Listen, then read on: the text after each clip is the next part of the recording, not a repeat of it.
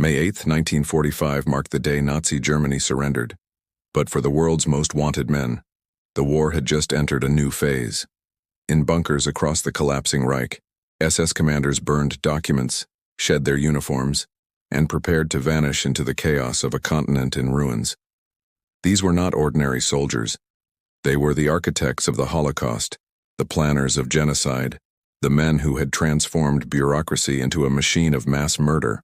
Heinrich Himmler, Reichsführer SS and architect of the final solution, had spent the war's final weeks attempting to negotiate a separate peace with the Western Allies through Count Folke Bernadotte of Sweden. His delusion that he possessed any bargaining power revealed how disconnected the Nazi leadership had become from reality. When his overtures were rejected and his identity became a liability, Himmler disguised himself as a common Wehrmacht soldier, shaving his distinctive mustache and donning an eye patch. He joined the streams of refugees and defeated soldiers moving across the shattered German landscape. Adolf Eichmann, the logistical mastermind behind the deportation of millions to death camps, understood that his meticulous record-keeping had signed his own death warrant. Every transport order, every efficiency report, every cold calculation he had made now existed as evidence of crimes unprecedented in human history. In the final days of April 1945, Eichmann fled Berlin as Soviet artillery pounded the city into rubble. He moved southward, attempting to reach the Austrian Alps where rumors spoke of a final Nazi redoubt that would never materialize. Ernst Kaltenbrunner, chief of the Reich Security Main Office and one of the highest-ranking SS officers to survive the war, retreated to the Austrian mountains he had known since childhood. At 6 feet 7 inches tall, with a face scarred from dueling and a presence that intimidated even fellow Nazis, Kaltenbrunner believed he could disappear into the Alpine wilderness. He had overseen the Gestapo, the SD intelligence service, and the concentration camp system. His signature appeared on countless execution orders. According to research documented in the United States Holocaust Memorial Museum archives, the SS had numbered over 800,000 members by war's end, from the Allgemeine SS to the Waffen-SS combat divisions.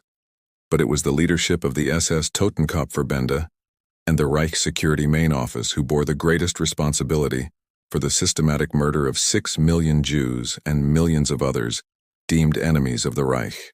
Josef Mengele, the angel of death of Auschwitz, had already fled the camp in January 1945 as Soviet forces approached.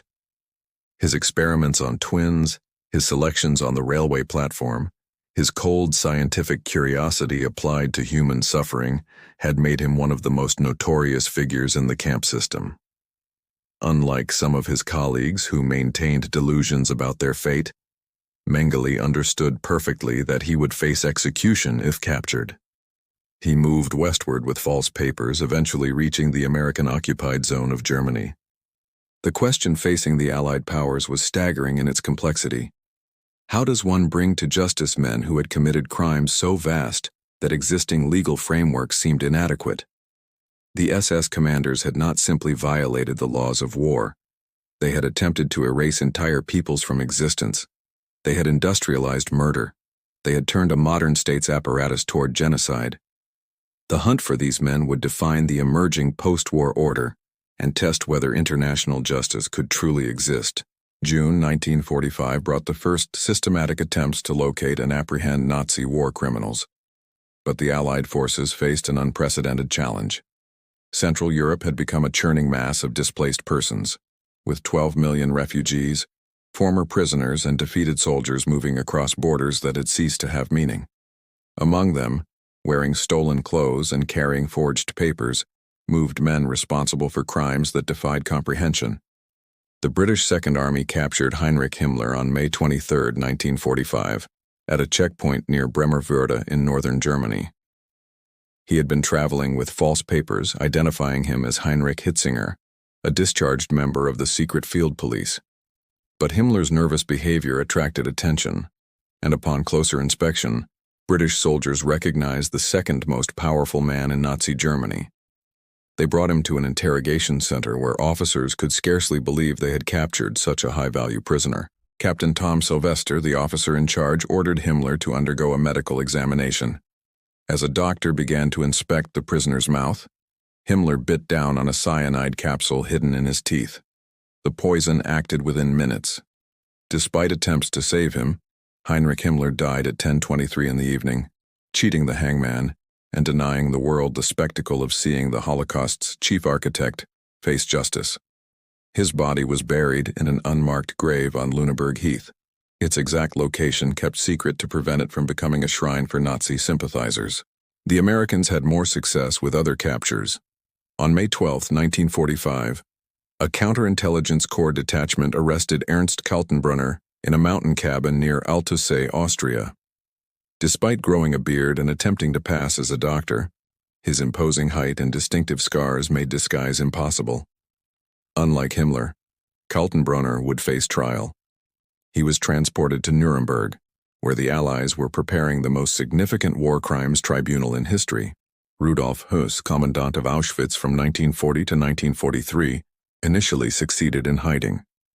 Using the alias Franz Lang, he worked as a farmhand in Schleswig-Holstein, performing manual labor alongside men who had no idea that the quiet worker among them had overseen the murder of over 1 million people.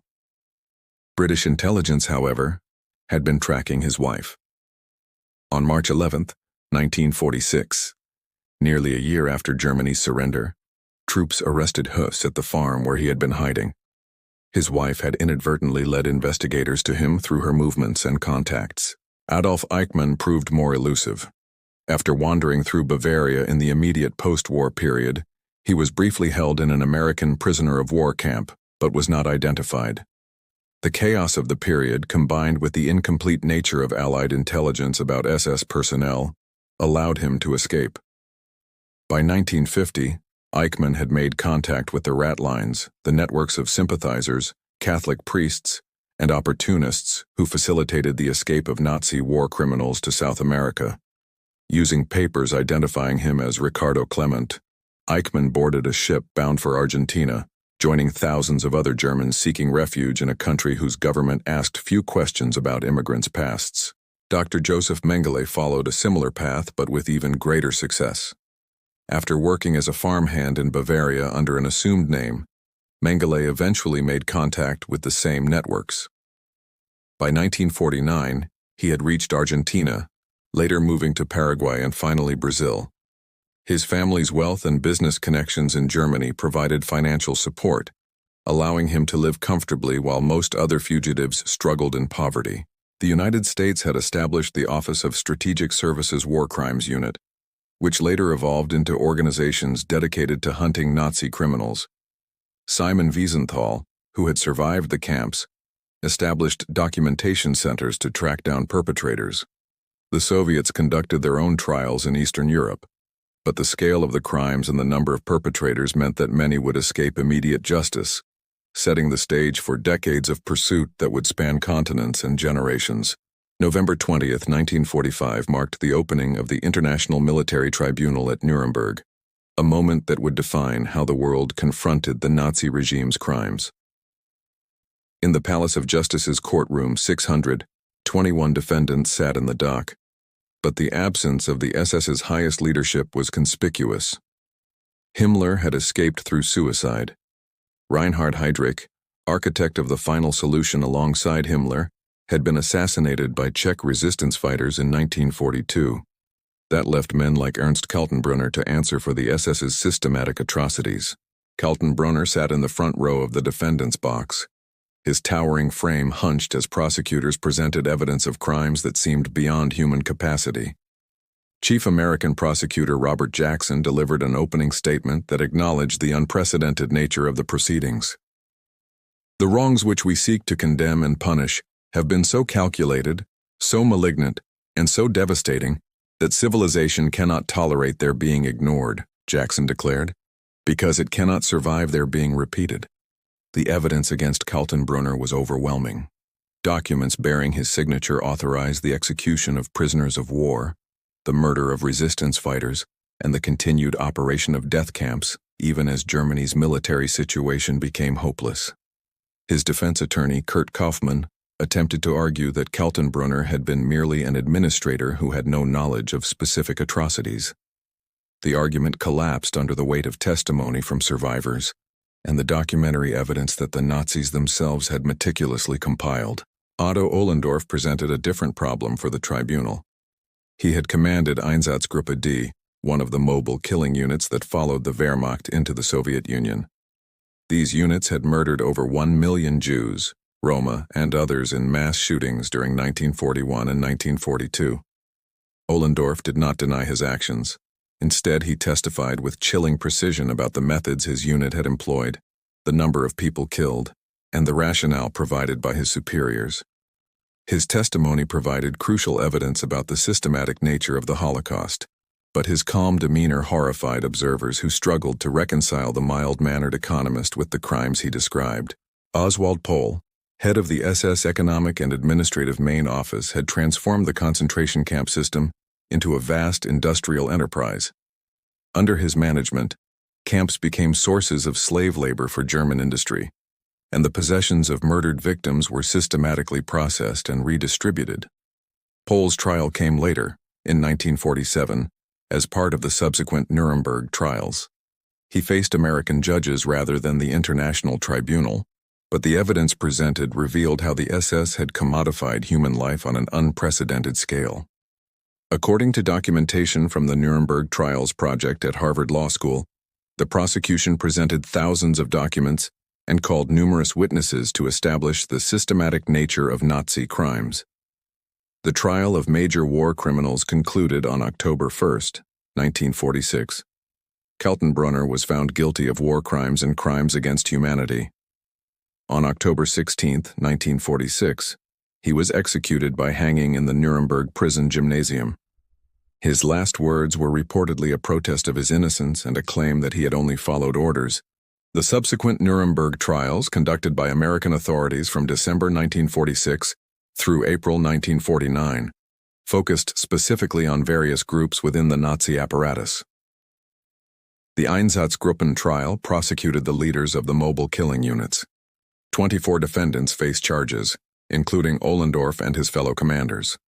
14 received death sentences, though only 4 were eventually executed, including Ohlendorf, who was hanged on June 7, 1951. The Pohl trial examined the administration of the concentration camp system. Pohl and 17 co-defendants faced American judges. The evidence revealed that Pohl had negotiated contracts with German industrial firms for slave labor, had overseen the exploitation of prisoner possessions, and had maintained the infrastructure of genocide.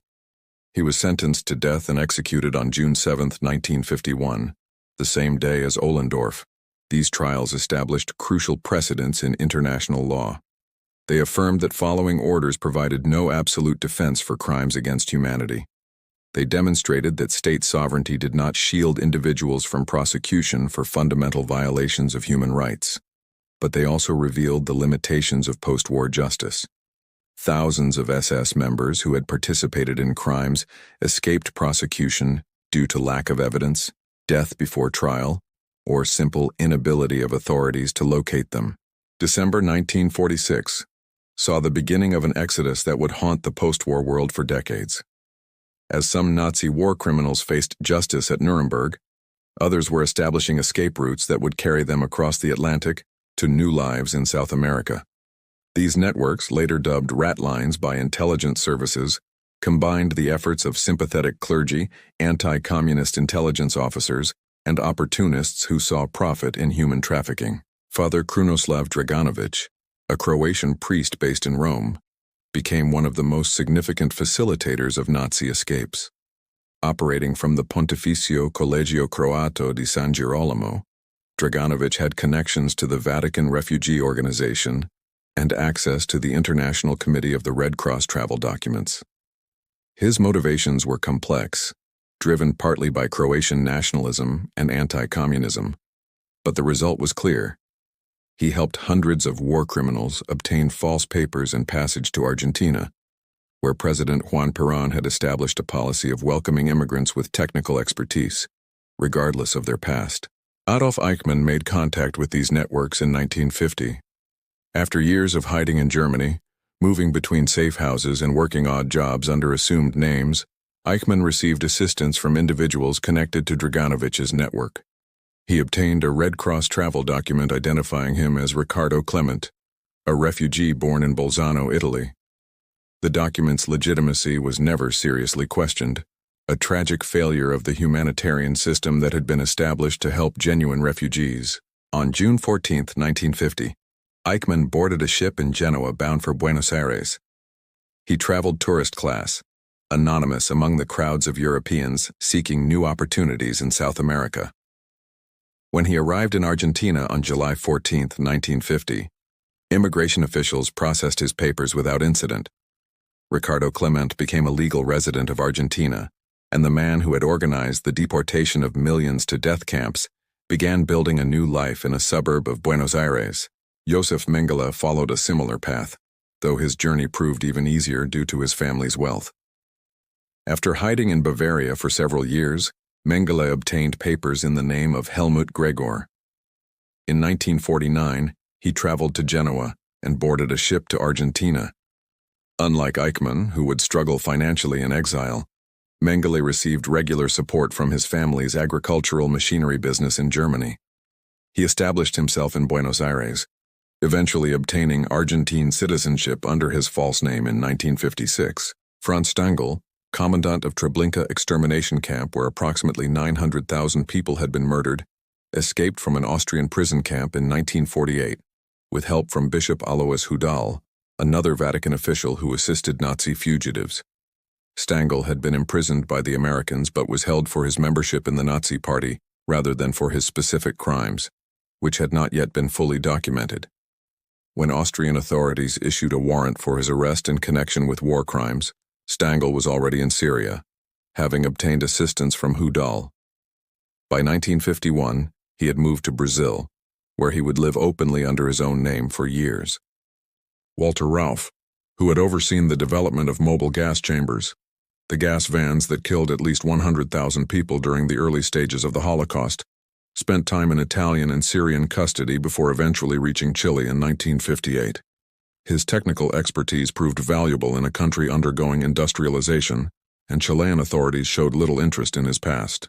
Research published by historian Uki Gonyi in his work on Nazi fugitives documents how Argentina became the primary destination for escaping war criminals, with an estimated 5,000 Nazi collaborators and perpetrators finding refuge there.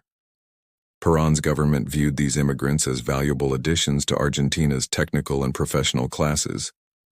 The president's wife, Eva Perón, personally intervened to facilitate the immigration of certain individuals, seeing them as allies against communism and as sources of expertise for Argentina's development.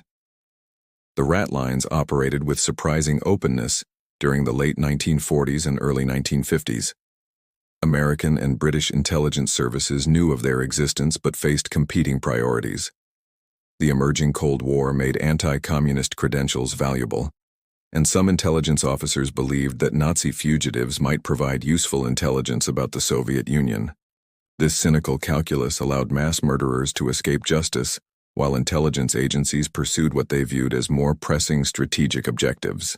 By 1955, thousands of SS members and Nazi collaborators had successfully reached South America. They established communities, opened businesses, and in some cases maintained contact with each other through social clubs and business networks. The German communities in Buenos Aires, São Paulo, and Santiago included both innocent immigrants and war criminals, creating parallel societies where former Nazis could live without constant fear of exposure, at least for a time. January 19, 1951, revealed one of the most disturbing aspects of post-war justice: the willingness of Western intelligence agencies to employ former Nazis in the struggle against communism. While some SS commanders faced trial and execution, others found themselves recruited by the very powers that had defeated Germany.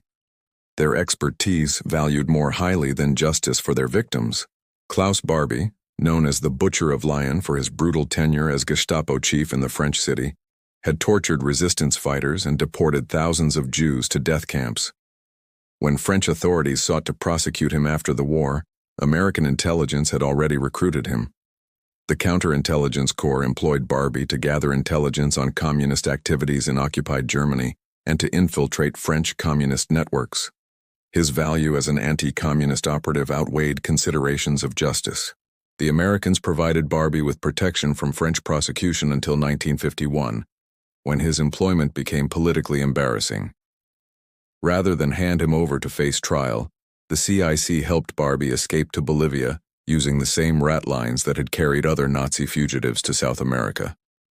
He arrived in Bolivia in 1951 under the name Klaus Altmann and would live there openly for decades, even serving as an advisor to military dictatorships and participating in the capture and execution of Che Guevara in 1967. Reinhard Gehlen presented an even more significant case of Western compromise with Nazi criminals. As head of Foreign Armies East, the Wehrmacht intelligence service focused on the Soviet Union, Gehlen had overseen intelligence operations that included cooperation with Einsatzgruppen killing units.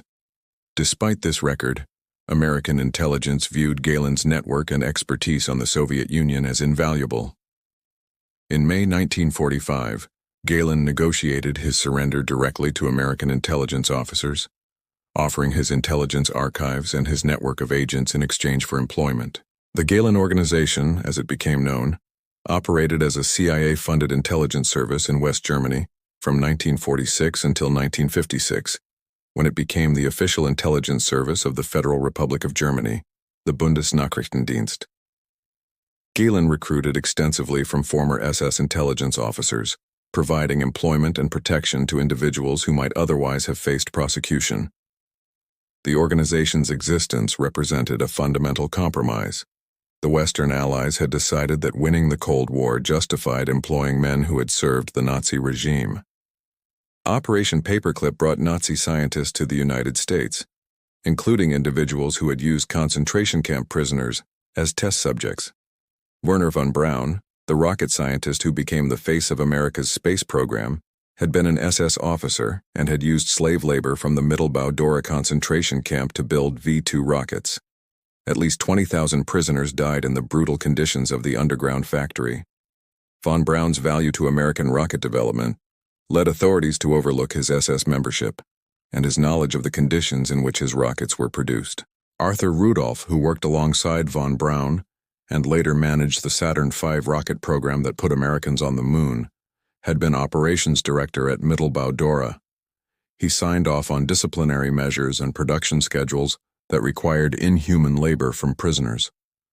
American investigators documented his involvement, but decided his technical expertise outweighed justice considerations. Rudolph became an American citizen and received NASA's highest honors before evidence of his war crimes finally forced his resignation and departure from the United States in 1984. According to declassified documents from the Central Intelligence Agency's Historical Review Program, the decision to employ former Nazis reflected a brutal calculus that prioritized strategic advantage over accountability. Intelligence officers argued that the knowledge these individuals possessed about Soviet capabilities, communist networks, and technical matters justified their employment. Critics, including many within the agencies themselves, protested that this policy mocked the sacrifices made to defeat Nazism and betrayed the victims of Nazi crimes. Hans Globke provided the most controversial example.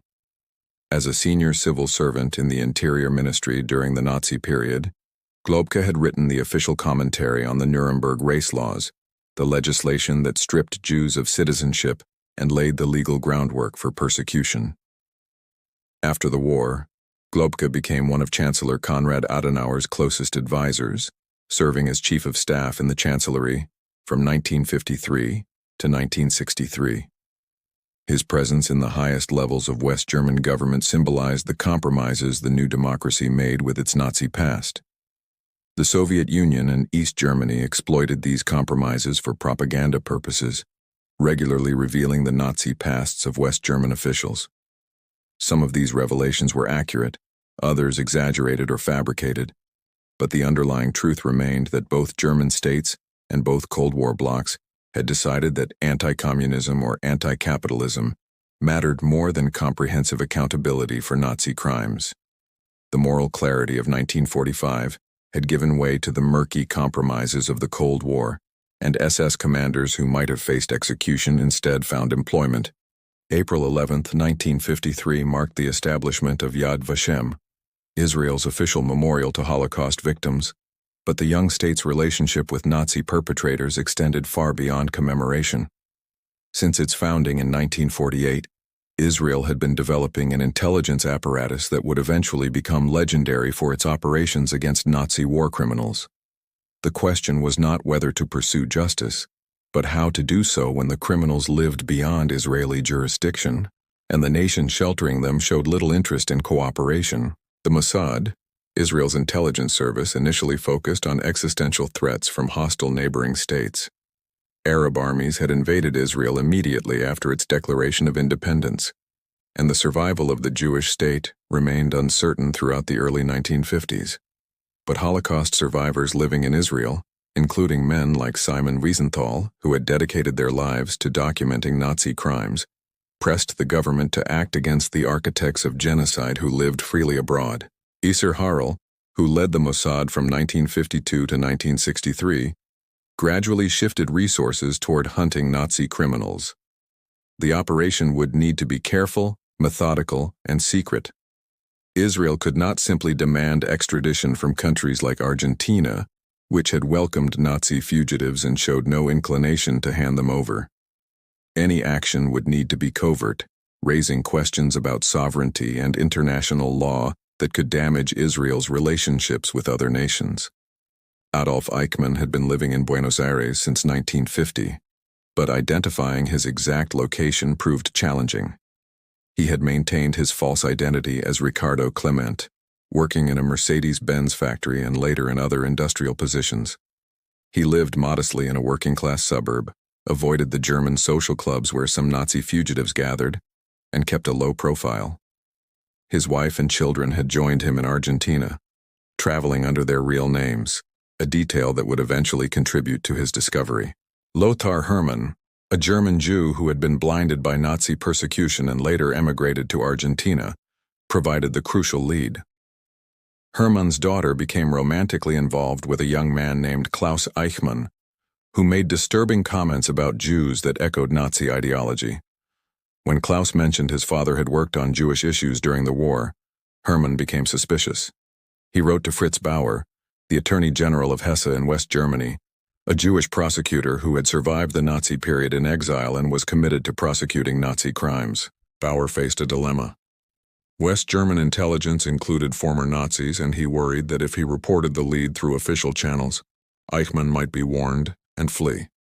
Instead, Bauer contacted Israeli authorities directly, providing them with Hermann's information in 1957. The Mossad began investigating, sending agents to Argentina to verify whether Ricardo Clement was actually Adolf Eichmann. The surveillance operation extended over several years. Agents photographed Clement, documented his movements, and attempted to verify his identity through physical characteristics and behavioral patterns. Eichmann had distinctive features including large, protruding ears and a specific facial structure. But after 15 years, aging and weight changes complicated identification. The Mossad needed to be certain before launching an operation that could become an international incident. By early 1960, the evidence had become compelling. Clement's age matched Eichmann's. The address where he lived corresponded to information from Hermann. Behavioral surveillance suggested Clement maintained security awareness unusual for an ordinary factory worker. His family connections, particularly his wife's travel documents in the Eichmann name, provided additional confirmation. Isser Harel presented the case to Prime Minister David Ben-Gurion, who faced a momentous decision. Capturing Eichmann would require violating Argentine sovereignty. Israeli agents would need to kidnap a foreign resident from Argentine soil and transport him to Israel for trial. The operation risked diplomatic crisis and could be condemned internationally as a violation of national sovereignty and due process. But allowing Eichmann to live freely offended every principle the young Jewish state was built upon.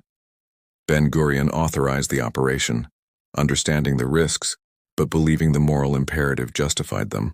The Mossad assembled a team of agents who traveled to Argentina separately, using various cover identities. They rented houses, purchased vehicles, and meticulously planned every aspect of the operation. They needed to capture Eichmann without killing him, transport him to a safe house, confirm his identity through interrogation, and then smuggle him out of Argentina. The plan required perfect execution, because any mistake could result in the agent's capture, Eichmann's escape, or an international incident that could damage Israel's standing in the world. May 11, 1960, would become one of the most significant dates in the pursuit of Nazi war criminals. The Mossad agents had been watching Eichmann's routine, noting that he took the same bus from work each evening, walking the final distance to his modest house on Garibaldi Street in the San Fernando neighborhood. The capture would need to happen during that walk, in the brief moments when Eichmann was alone and vulnerable. The team prepared for an operation that would either result in one of history's most important war crimes trials, or an intelligence disaster that could haunt Israel for decades. May 11, 1960 began as an ordinary evening in Buenos Aires, but it would end with one of history's most wanted men in Israeli custody. The Mossad team had positioned themselves along Garibaldi Street, watching for bus number 203 that carried Ricardo Clement, known to them as Adolf Eichmann, home from his factory job. The agents knew they had one opportunity. If the capture failed, Eichmann would disappear, and years of investigation would be wasted. The bus arrived at 7:40 in the evening. A man in worker's clothes stepped off and began walking along the darkened street toward his house. The agents, led by operatives Zvi Aharoni, Rafi Eitan, and others whose names would later become legendary in intelligence circles, moved into position. As Eichmann approached, they emerged from a vehicle. "Un momento, señor," one agent said in Spanish, grabbing Eichmann's arm. The architect of the final solution initially struggled, but the agents quickly overpowered him and forced him into their vehicle. The entire operation took less than a minute. They transported Eichmann to a safe house the Mossad had rented in the suburbs, a property chosen for its isolation and security.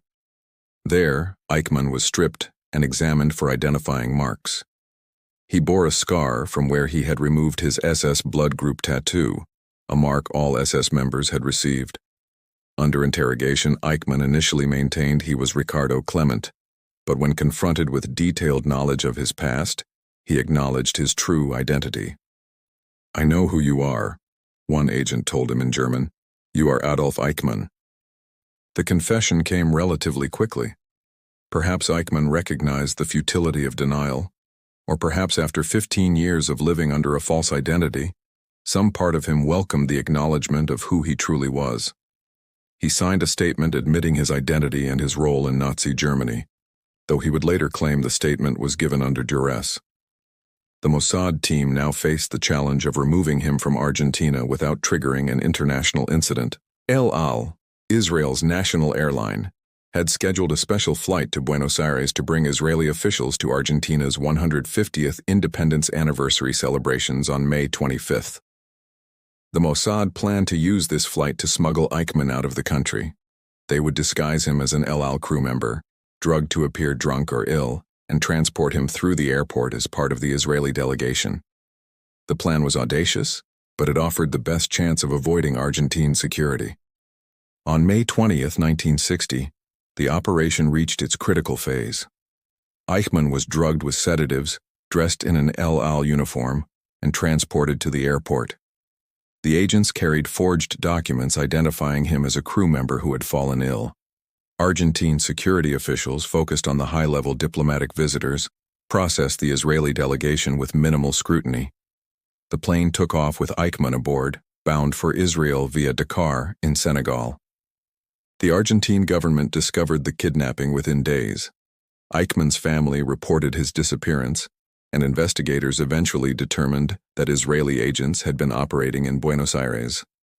Argentina protested to the United Nations Security Council, demanding Eichmann's return and condemning Israel's violation of Argentine sovereignty. The crisis threatened Israel's international standing, particularly its relationships with Latin American countries. According to historical accounts compiled by historians studying the operation, including documentation from the trial records, Prime Minister David Ben-Gurion addressed the Knesset on May 23, 1960, announcing Eichmann's capture. Adolf Eichmann, who was responsible together with the Nazi leaders for what they called the final solution to the Jewish problem, in other words, the extermination of 6 million Jews of Europe, has been found by the Israeli security services, Ben-Gurion declared. The announcement electrified Israel and shocked the world. The man who had organized the deportations, who had implemented the bureaucratic machinery of genocide, would finally face trial. Argentina continued to protest, and the matter came before the UN Security Council. Israel's ambassador, Golda Meir, who would later become prime minister, defended the operation while acknowledging the sovereignty violation. After intense diplomatic negotiations, Israel and Argentina reached a compromise in August 1960. Israel expressed regret for violating Argentine sovereignty, though it did not apologize for capturing Eichmann or agree to return him. Argentina accepted this expression of regret, and the crisis gradually subsided. The capture of Eichmann sent shockwaves through the community of Nazi fugitives in South America. Josef Mengele, living in Brazil, became paranoid about his own security. Other former SS officers who had felt safe in their South American refuges now understood that Israel's reach extended across continents and that the passage of time had not erased their crimes from memory. Some moved to more remote locations, others adopted additional false identities, and a few even considered surrendering to face trial rather than live in constant fear of capture. April 11, 1961, marked the beginning of Adolf Eichmann's trial in Jerusalem, an event that would transform global understanding of the Holocaust. The proceedings took place in a specially built courtroom in Beit Ham, a converted theater, with bulletproof glass protecting the defendant. Eichmann sat in the glass booth, headphones allowing him to hear simultaneous translation, his face impassive as prosecutor Gideon Hausner opened the trial with words that echoed across the world. "When I stand before you here, judges of Israel, to lead the prosecution of Adolf Eichmann, I am not standing alone. With me are 6 million accusers." The trial was different from Nuremberg in fundamental ways. At Nuremberg, the focus had been on establishing the criminal nature of the Nazi regime and the legal culpability of its leaders. The Holocaust had been one element among many crimes. In Jerusalem, the Holocaust became the central focus. Israeli prosecutors called survivors to testify, not just about Eichmann's specific actions, but about the entire experience of persecution, deportation, and murder. The trial became an education for a generation born after the war, and a memorial for those who had not survived. Eichmann presented himself as a bureaucrat who had merely followed orders. His defense attorney, Robert Servatius, a German lawyer who had also worked at Nuremberg, argued that Eichmann had been a minor functionary caught in a system he could not control. Eichmann himself testified for days, describing his work in meticulous detail, while insisting he had never personally killed anyone and had simply been implementing policies decided by his superiors. His testimony revealed a man who viewed mass murder through the lens of logistics and efficiency rather than human suffering. The prosecution presented overwhelming documentary evidence. They introduced transport schedules showing Eichmann's signature on orders that sent thousands to death. They showed correspondence in which Eichmann negotiated with officials across occupied Europe to facilitate deportations. They demonstrated that far from being a minor bureaucrat, Eichmann had been the central coordinator of the Holocaust's implementation, the man who translated Hitler and Himmler's murderous ideology into practical reality. Survivor testimony provided the trial's most powerful moments. Witnesses described the arrival of deportation orders, the journey in cattle cars, the selection process at Auschwitz, and the murder of families. Many had never spoken publicly about their experiences. The trial gave them a forum and forced the world to confront the human reality behind statistics. Hannah Arendt, covering the trial for The New Yorker, would later write about the banality of evil, observing how an ordinary man could commit extraordinary crimes through bureaucratic distance and ideological commitment. The defense's argument that Eichmann had merely followed orders collapsed under examination. Evidence showed that Eichmann had shown initiative in hunting down Jews, that he had continued deportations even when military authorities wanted to use rail capacity for other purposes, and that he had expressed satisfaction in his work. In his own words during interrogation before the trial, Eichmann had said he would laugh into his grave, knowing he had sent millions of Jews to their deaths, though he later claimed this statement was misinterpreted. The trial lasted 4 months. On December 15, 1961, the court found Eichmann guilty on all 15 counts, including crimes against humanity, crimes against the Jewish people, war crimes, and membership in criminal organizations. The judges rejected the defense of superior orders, finding that Eichmann had acted with full knowledge of his crimes and had participated enthusiastically in the machinery of genocide. His conviction was unanimous. The sentencing hearing took place on December 15, 1961. The court had only one option under Israeli law for crimes against the Jewish people: death.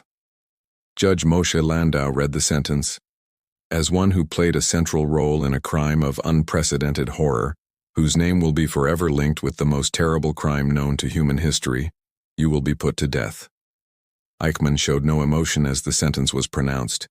He maintained his composure, perhaps still believing that international pressure might prevent his execution.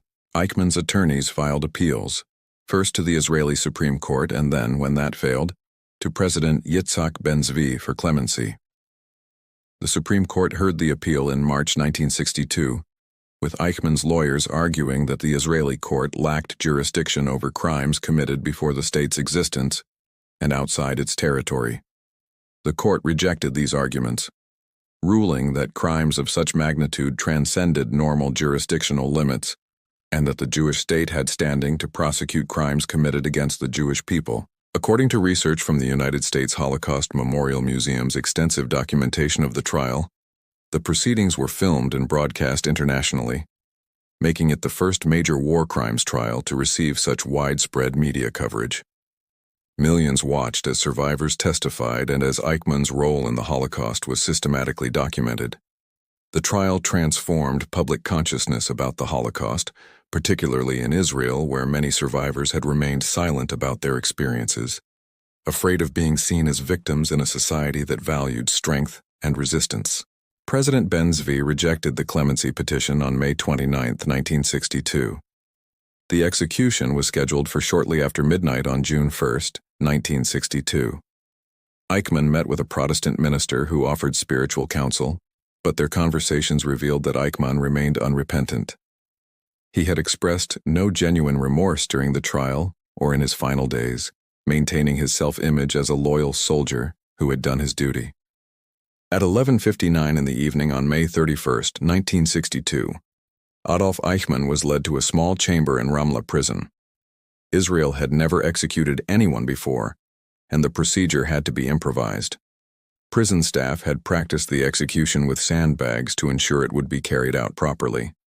Eichmann declined a hood, reportedly saying his last words: "Long live Germany, long live Argentina, long live Austria. I had to obey the rules of war and my flag. I am ready." The hanging was carried out by Shalom Nagar, a Yemeni Jewish prison guard who had been selected for the task because he had no family members who had died in the Holocaust, protecting him from the emotional burden others might have carried. Eichmann was pronounced dead at midnight. His body was cremated and the ashes were scattered in the Mediterranean Sea beyond Israeli territorial waters, ensuring no grave could become a shrine for Nazi sympathizers. The Eichmann trial had far-reaching consequences beyond the fate of one man.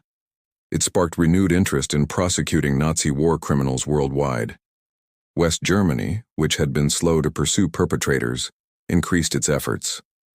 The trial also influenced international law, strengthening precedents about crimes against humanity and universal jurisdiction.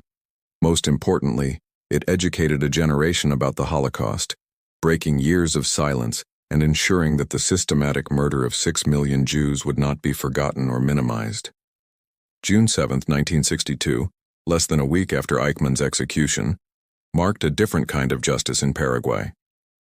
Josef Mengele, the Angel of Death, was living under his own name in a remote area, protected by the Stroessner dictatorship that had welcomed Nazi fugitives.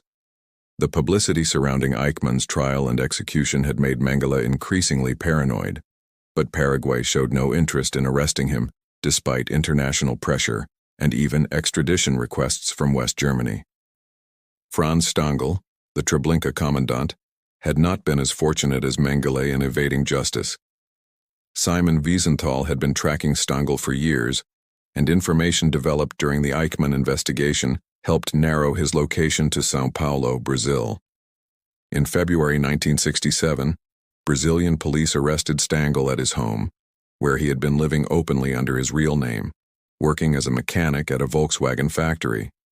Brazil, unlike Paraguay or Argentina under its earlier governments, cooperated with extradition requests. Stangl was extradited to West Germany in June 1967. His trial began in May 1969 in Düsseldorf, focusing on his command of Treblinka, where approximately 900,000 people had been murdered. Stangl's defense echoed Eichmann's. He had merely followed orders. He had not personally killed anyone. He had been a cog in a machine beyond his control. The prosecution presented evidence that Stangl had run Treblinka with ruthless efficiency, that he had overseen improvements to the killing process, and that he had enriched himself by stealing valuables from victims. The testimony of survivors proved devastating. Witnesses described Stangl riding through the camp on horseback, dressed in a white uniform, overseeing the arrival of transports and the processing of victims. They recalled his presence during selections and his calm demeanor amid the horror. One witness described seeing Stangl eating a meal while watching prisoners being driven to the gas chambers. The image captured the bureaucratic callousness that characterized the Holocaust's implementation. On December 22, 1970, Stangl was convicted of co-responsibility for the murder of 900,000 people. He received a life sentence, the maximum under German law, which had abolished the death penalty. In a series of interviews with author Gita Sereni while in prison, Stangl provided one of the most extensive accounts of a death camp commandant's psychology. He described the dehumanization of victims, the bureaucratic distance from killing, and the mental mechanisms that allowed ordinary men to participate in extraordinary evil. Stangl died of heart failure on June 28, 1971, less than a year into his sentence. Hermine Braunsteiner, known as the mayor of Majdanek for her brutality as a guard at the concentration camp, had married an American soldier and moved to New York after the war, living quietly as a housewife in Queens. Simon Wiesenthal located her in 1964, providing evidence to American authorities. Her citizenship was revoked in 1971, and she was extradited to West Germany. Her trial began in 1975 as part of the Majdanek trial, which prosecuted multiple guards and administrators. She was convicted in 1981 of complicity in murder and received a life sentence. Klaus Barbie, the butcher of Lyon, had lived in Bolivia since 1951 under American protection and then as an advisor to military dictatorships. Bolivia's government, which included former Nazis in security positions, protected Barbie for decades. But when democracy returned to Bolivia in the early 1980s, French pressure for his extradition intensified. On February 5, 1983, Bolivian authorities arrested Barbie and expelled him to France, where he had been convicted in absentia for war crimes decades earlier. Barbie's trial in Lyon in 1987 became a media spectacle.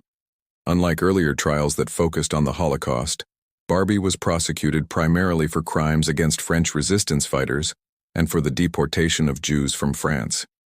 His defense attorney, Jacques Verger, attempted to use the trial to put French colonialism on trial, arguing that Barbie's crimes were no different from what France had done in Algeria and Indochina.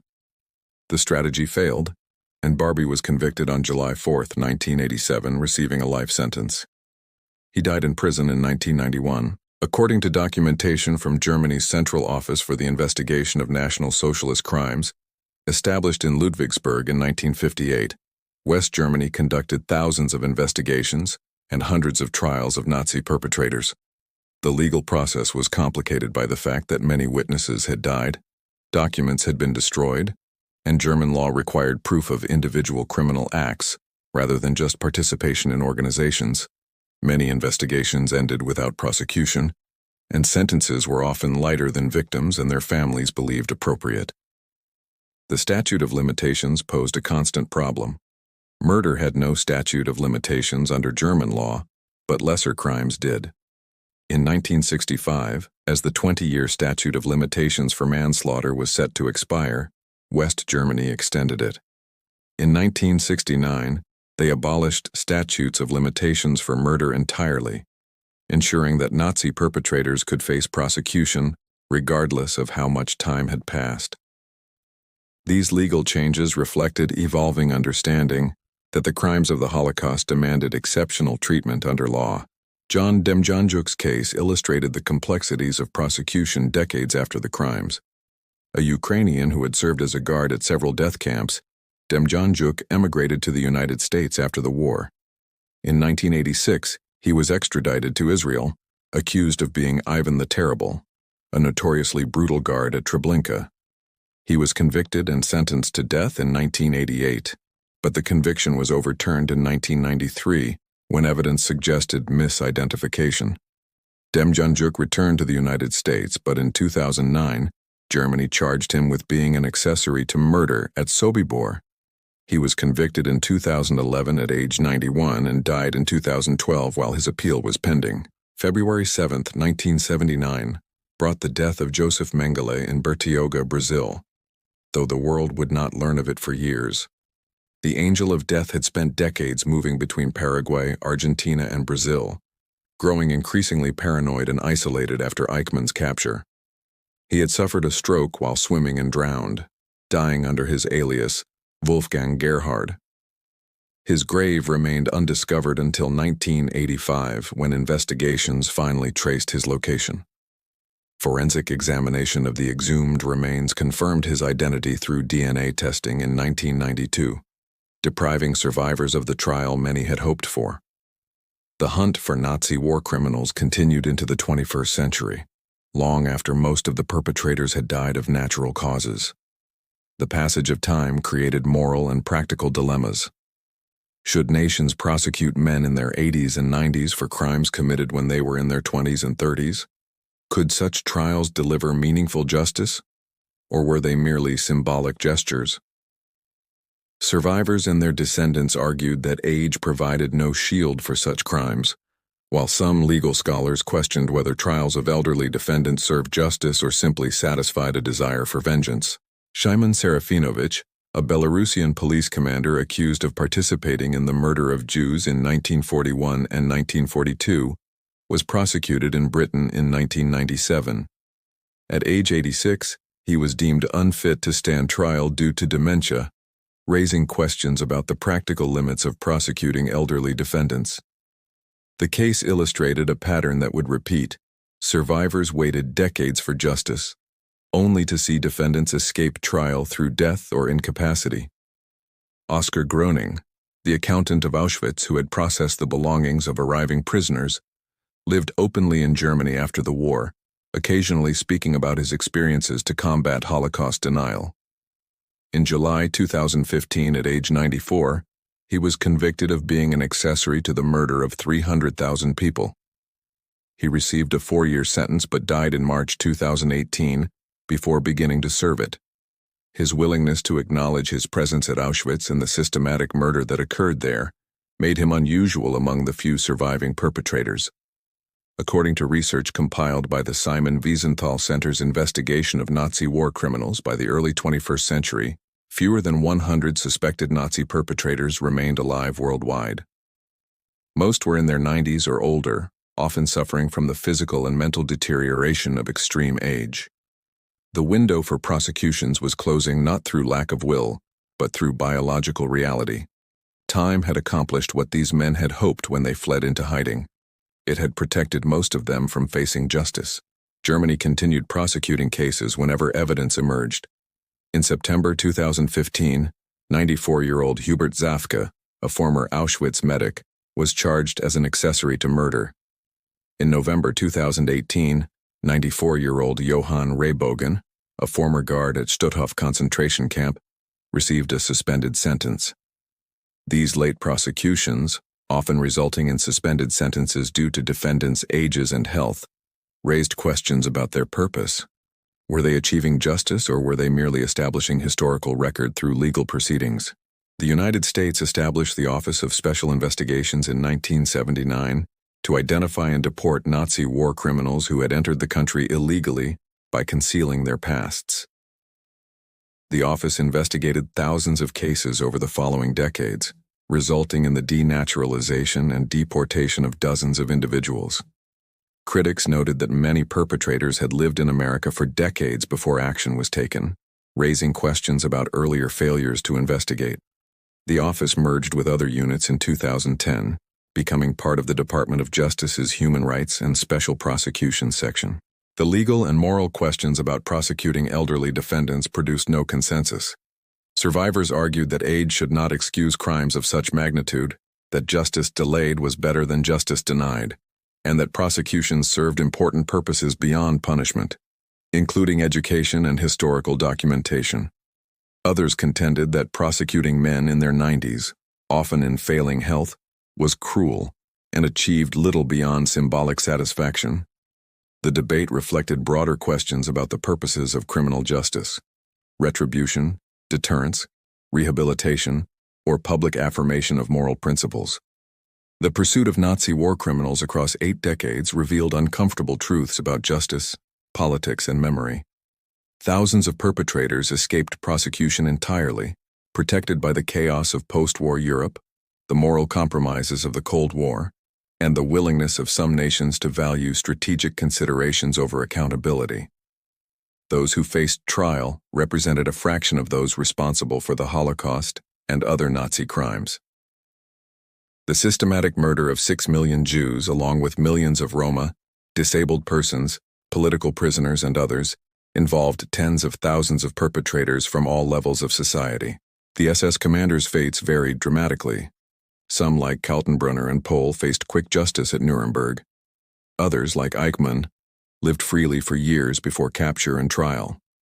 Many, like Mengele, escaped justice entirely, dying of natural causes after decades in comfortable exile.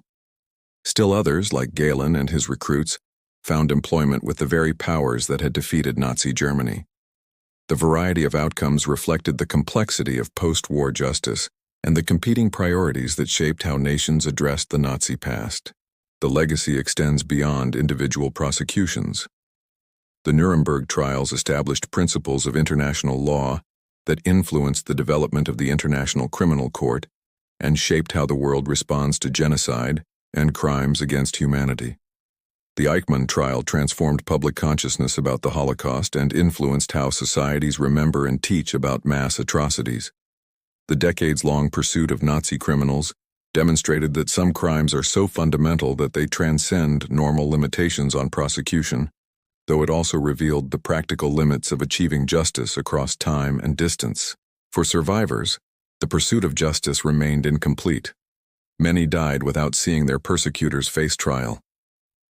The majority of SS commanders and members who participated in crimes never faced prosecution. The compromises made during the Cold War, when anti-communism trumped accountability, left bitter legacies. Yet the prosecutions that did occur, from Nuremberg through the trials of the early 21st century, affirmed important principles: that orders provide no absolute defense for crimes against humanity, that state sovereignty cannot shield individuals from accountability for genocide, and that the passage of time does not erase moral and legal responsibility for the worst crimes humans can commit.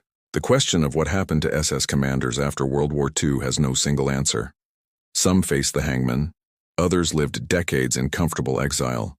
A few found employment with intelligence agencies. Many escaped justice entirely.